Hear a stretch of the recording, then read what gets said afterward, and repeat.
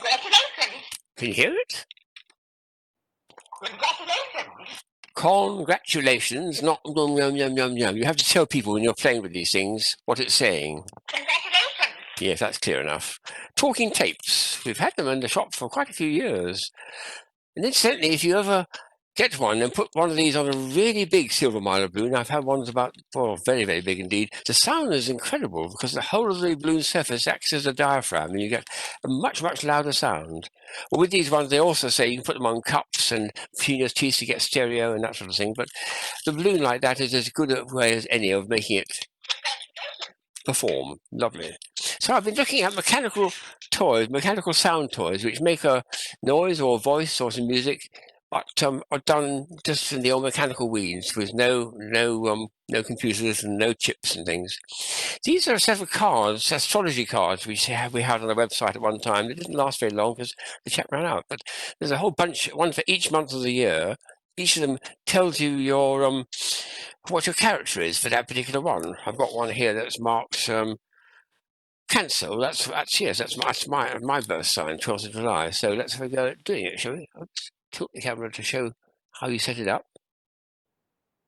You open the card. You lift up that piece. You notice that there's a sharp, if I can get it, a sharp needle, ouch, just there. And you place it on the record somewhere near the beginning. And hopefully, when you turn this as even as possible, you'll get some sound.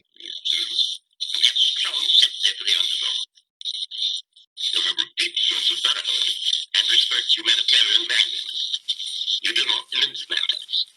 You know how to concentrate on one thing till you achieve your ultimate end. It's so difficult to make a very even flow, but I can sort of hear some of it at least, you know. And it's for kids, it's a lovely idea, isn't it? They started making them in greeting cards, and this is a nice example of one which I picked up many years ago. Happy birthday.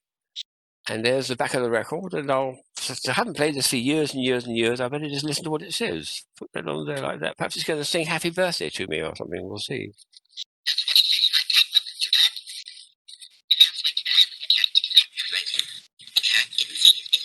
No, it's telling some story, I think it is. Probably a fairy tale or something. Oh, well, there we are. The last of these items to show one is a full-size book of this. Would you believe this came out in about, the early collecting days were about 1980, and this was about 1981 it came out. And it's the, well, they call it the Singing Donkey. It's actually the Musicians of Bremen story, which I've got other versions of. And this works very well because it's, it's full-size.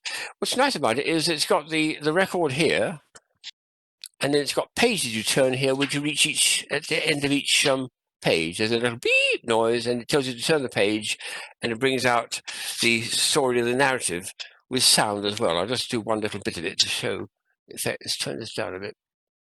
And you've got the same principle of just lifting up the piece and putting this in, putting it down, and then slowly, carefully turning it around.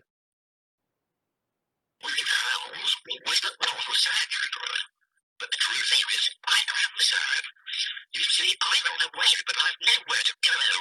He's run away and nowhere to go, he's telling me. Oh, that little whoop means you're supposed to turn over the page and do the next one.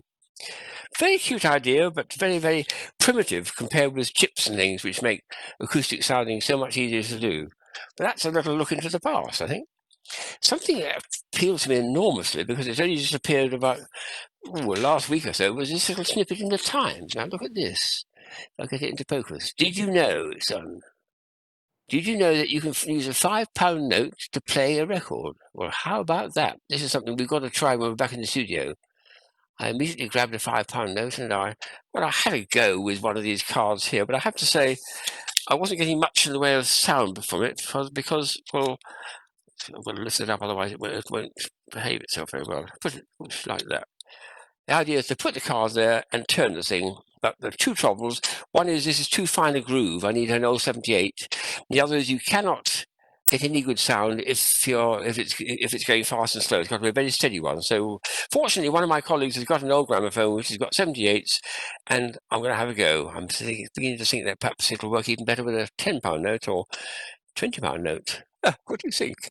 But what a lovely concept that would be, because it means I can find 4 things I can do with a £5 note, other than just spend it. That's the boring bit. 4 things you can do with a £5 note. There's an optical illusion here. There's one here which we still got to show you with the right camera work, and you put it in the oven, which is not good because but it shrinks. But there might be a 4th one, if it works, that you can use a £5 note to play a record. Wow, that is coming on nice.